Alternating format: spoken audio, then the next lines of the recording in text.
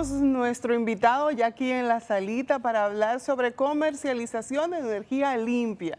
Estamos muy orgullosos de recibir al ingeniero Ernesto Camaño, quien es el director comercial de GEIT, a quien de verdad que agradecemos que esté temprano aquí con nosotros. Muy buenos días. Gracias a ustedes por invitarnos a este programa, un toque de queda en el sector eléctrico, así que ciertamente. Encantado. Y qué bueno que sea así, se ha convertido también en un referente para las personas que quieren conocer sobre cómo se comercializa la energía y todo lo que tiene que ver con esos aspectos.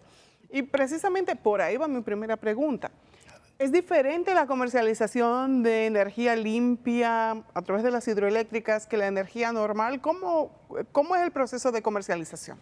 Ok, nosotros estamos en un mercado y como mercado pues participamos.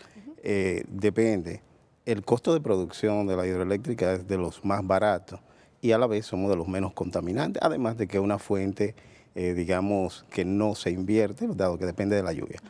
En cuanto a si es contrato o si es spot, pues marca la diferencia. Por ejemplo, hidroeléctrica ahora mismo es una de las que más barato vende, digamos en un 15% más que la competencia.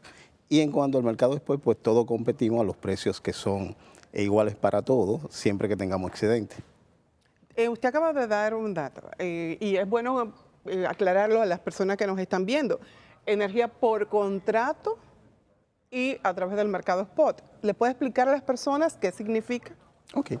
En este mercado existen dos mercados, ¿verdad? Valga la redundancia. El mercado de contrato, que es el convenio entre las partes, pactamos ya con precio negociado, el cual está sujeto, ¿verdad?, a las leyes. En cuanto al mercado spot, viene siendo el mercado de oportunidad, en el cual se venden los excedentes o se buscan los déficits.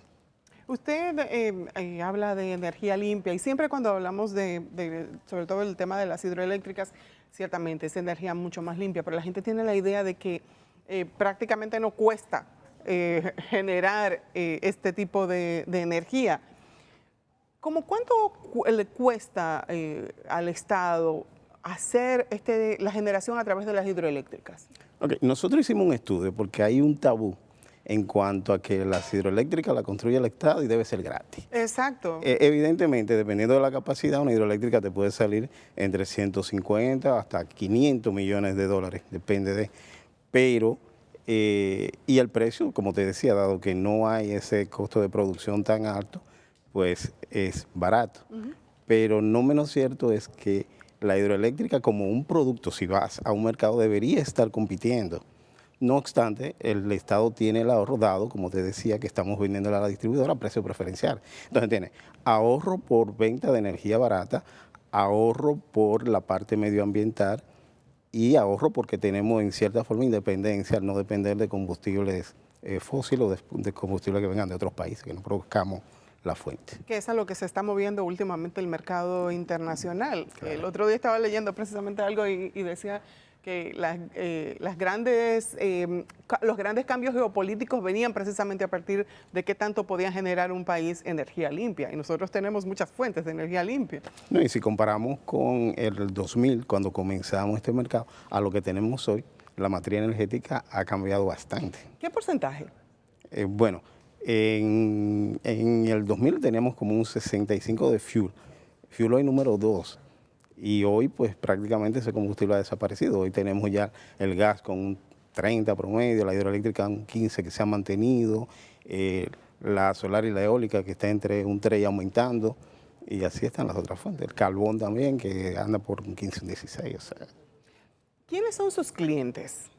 Okay. ¿Puede cualquiera ser cliente de ustedes? No necesariamente. Si es un agente del mercado, pudiera potencialmente ser un cliente. Te hablé de dos mercados, mercado de contrato, mercado spot. En el mercado de contrato, pues hoy en día solamente tenemos las 3 distribuidoras y le vendemos prácticamente el 97% de nuestra energía. El otro 3% restante, pues va al spot y en el spot, pues todo lo que tengan déficit lo buscan. Entonces, puede ser AES, Itabo, Jaina, cualquiera de ellos, las mismas eólica que no puede ser en energía, pero pudiera ser en regulación de frecuencia, en potencia o cualquier otro de los productos que se cotizan en el mercado. ¿Puede una persona fuera del sistema acercarse a ustedes y solicitarles comprar energía? En un tiempo, digamos, entre el 2010 y 2013 fueron. Si es un gran cliente, Es decir, Digamos, una gran empresa que quiera hacer un cambio de matriz. un usuario no regulado debe tener la certificación que lo acredite como tal y entonces bajo ese esquema puede buscar precio y acercarse a cualquiera de los generadores, en este caso nosotros. En el pasado, en la actualidad estamos exclusivamente, digamos, a venderle a las distribuidoras por cuestiones de política estatal.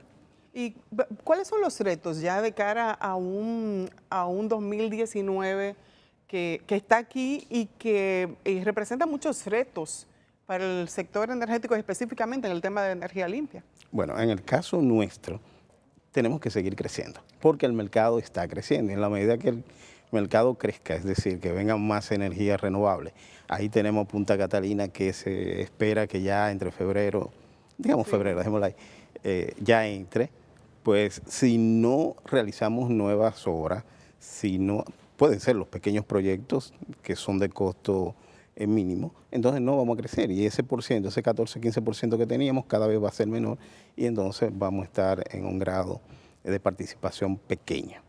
¿Cómo puede un consumidor medir la energía que consume a través de la energía que ustedes generan? No, aquí entonces tendríamos que ver dos partes. Como nosotros somos generadores. El generador... Pero no distribuidores. Exacto. Aunque ya hablamos de grandes clientes y el gran cliente, que en cierta forma es un consumidor, pero de gran consumo, puede pactar con el generador y pudiese estar incluso conectado en redes de alta tensión o pudiese estar cercano a la barra del generador. Pero el cliente normal, el usuario regulado, definitivamente no, aunque a coto tenemos generación distribuida, que son aquellas mini centrales que están en la zona de distribución y que de cierta forma la ven, pero para eso están las distribuidoras.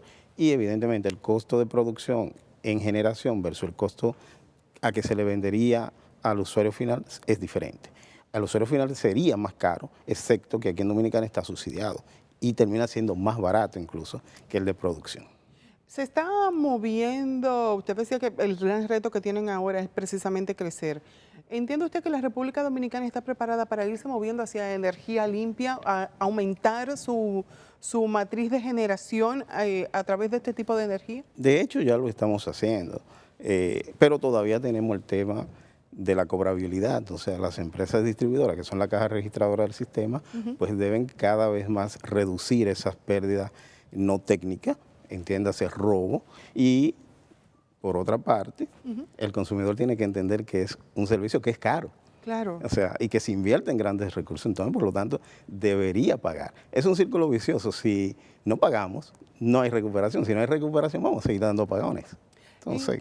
En los temas, en el aspecto medioambiental, que es algo que de hecho estuvimos conversando antes de entrar de lleno a la entrevista, usted decía que lo más importante del tema de la energía sostenible o de la energía limpia es precisamente ese impacto que no tiene en el medio ambiente. Parcialmente. O sea, me engañaría si digo que no hay un impacto. Todo proyecto tiene un impacto ambiental. Lo único que uno más que otro. En el caso de la hidroelectricidad, se manifiesta en que evidentemente tenemos que inundar grandes zonas, hay un impacto. Pero por el otro lado, no somos productor de CO2. O sea, no estamos ayudando a un efecto invernadero, no estamos a ese calentamiento global. Desde ese punto de vista, tenemos ya esa ventaja. La otra ventaja, la hidroeléctrica per se, está ubicada en zona deprimida, casi siempre en los campos. El embalse puede servir para la pesca, se pueden crear proyectos, entonces ayuda y transforma la economía de esos sitios. Ustedes trabajan de la mano con la comunidad, de hecho, anteriormente, en otras entrevistas también nos decían cómo van trabajando ustedes con la comunidad precisamente para que el impacto, que ciertamente tiene cualquier proyecto, sea mínimo al momento de ejecutarse. Tanto en la parte de los planes de reforestación como en otras, por ejemplo, el presidente en una parte dijo que hidroeléctrica era la caja chica del gobierno y realmente esta administración se ha caracterizado por la cantidad de proyectos social que ha realizado. Bueno, hoy me comentaba Mirangeli que se estaban entregando unas casas en San Juan de la Maguana y realmente la responsabilidad social corporativa de la empresa se ha manifestado de una manera enorme. Entonces sí estamos de la mano con la comunidad en diferentes vertientes. ¿Cuántas hidroeléctricas tenemos en estos momentos en la República Dominicana? De la parte de Y nosotros, microcentrales. manejamos 27 centrales, unas 36 unidades hidroeléctricas, de las cuales aproximadamente unas 12 son minicentrales, unidades, ¿no? Son minicentrales con una producción pequeña, prácticamente un 5% de todo el parque hidroeléctrico. ¿Y cuáles son los planes en cuanto al crecimiento, si hablamos de porcentajes? Ahora mismo se está realizando la expansión de la central Atillo, que esperamos que entre antes de mediados de año, con una capacidad de unos 10.125, y se mantiene todavía en los otros grandes proyectos, que algunos de ellos tendremos que replantearlo y verla. En el pasado se dejaron por los costos, entonces teníamos que verlo, estudiarlo nuevamente y ver cómo se va a ejecutar las placetas, Manabajo Cartarera, entre otros. ¿Qué pasa en periodos donde no hay mucha producción de lluvia? Es justamente la otra cara de la moneda y nuestro gran desafío. Entramos entonces en sequía y justamente la producción de electricidad disminuye al mínimo, pero hasta ahora, con todas las que tenemos, lo menos que hemos registrado, digamos, en la estadística normal son unos 900 gigas, que no deja de ser importante. Y ya para la parte máxima, cuando la lluvia nos favorece, pues estamos hablando ya de unos 2.000 gigas. O sea, nos movemos en un rango bastante. ¿Tienen ustedes forma de hacer una especie de previsión para prepararse en caso de que haya una posible sequía? ¿Hay la posibilidad por parte de ustedes de hacer algún tipo de previsión? Bueno, de hecho, el plan que nosotros ejecutamos lo preparamos casi siempre entre agosto a noviembre. Incluye los mantenimientos e incluye los pronósticos que dé meteorología en cuanto a lo que se espera. No obstante, recordemos que hay una variabilidad en el clima y más en esta época, que aunque te puedan determinar que va a ser un año seco, puede que a los 3 meses hayan cambiado todas las condiciones. De hecho, este año nosotros nos preparamos para hacer un año seco. Sí, sin embargo, ya las condiciones están cambiando y lo que se esperaba que se iba a extender hasta junio, pues ya me dicen que ha ido cambiando y que pudiese tener ya lluvia diferente. Entonces, de hecho, me sorprende porque nosotros casi siempre tenemos unos ciclos y alrededor de cada 3, 4 años tenemos un periodo de grandes secas. Y lo digo yo que soy amiga de muchos productores. Y la verdad es que se pensaba que este año iba a ser un año seco. Eso es lo que decía la costumbre. Hasta los otros días sí era, pero ya las condiciones han ido variando, lo que era el niño supuestamente ha ido desapareciendo y entonces es bastante estocástico determinar esa probabilidad y realmente es un ejercicio interesante porque a veces tú planificas una cosa que te rompe todos los esquemas. ¿Y cuando hay periodos, bueno, es una cosa que se te puede escapar, es algo que se te escapa de las manos, pero el hecho de que hayan concienciado a las personas, a las comunidades donde están esas fuentes de generación de hidroeléctrica, de que tienen que hacer reforestación en la zona, ¿ha ayudado a que el manejo sea diferente? ¿Nos ha ayudado medioambientalmente? Evidentemente que sí. Nos comentaba un subdirector del INDRI que Hidroeléctrica era un líder en la parte alta de la montaña por la cantidad de proyectos de reforestación que estaba realizando. Y no solo reforestar, sino que el campesino ve una fuente de ingresos. Claro. Porque están las brigadas, se le paga para eso y a la vez se va concientizando de que deben proteger y deben cuidar esa parte. Entonces, ese punto es... Ingeniero, ¿cómo trabajan con otras instituciones que tienen que ver también con el agua? Mira, desde hace muchísimo tiempo existe un comité que en la actualidad era Comité de Operación de Embalse, pero si coge la sigla dice COE. Como ya hay un COE, entonces se le cambió la sigla. Pero ha venido operando, antes era todos los fines de mes donde se coordinaba el uso del agua. Ahí estaba INAPA, la CAS, el INDRI, estaba Agricultura, estábamos nosotros, estaba hasta Salud Pública. En la actualidad no están todos los actores, pero sí siguen los más importantes. Y ahora incluso han reducido el tiempo, en vez de hacer planificación mensual, la están haciendo semanal. ¿Y funciona así? Porque en un país, que, bueno, nosotros, aunque tenemos un clima que es poco variable, pero aún así estamos en la ruta de los huracanes. Es bueno como que hacer No. previsiones de menores tiempos. De hecho, cuando llegan los huracanes, nos reunimos todos en el Centro de Control de Sí, Energía el de Centro Hidroeléctrica y se monitorea, o sea, se le da seguimiento, se ven las estadísticas y se hacen.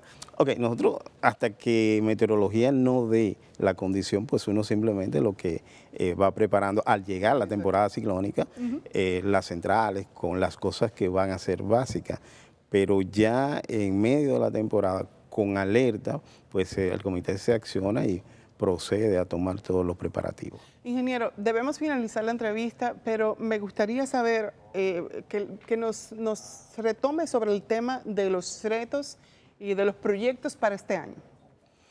Bueno, como le decía, prácticamente lo único que tenemos en la parte de generación es la entrada de la expansión de Atillo.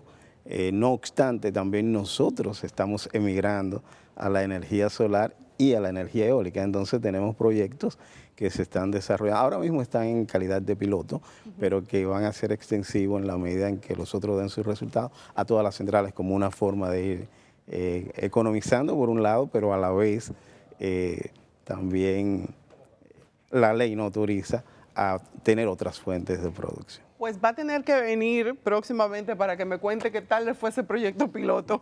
Bueno, estamos a las órdenes y cuando guste. Gracias, ingeniero, por haber estado con nosotros. Gracias a ustedes por invitarnos, un placer.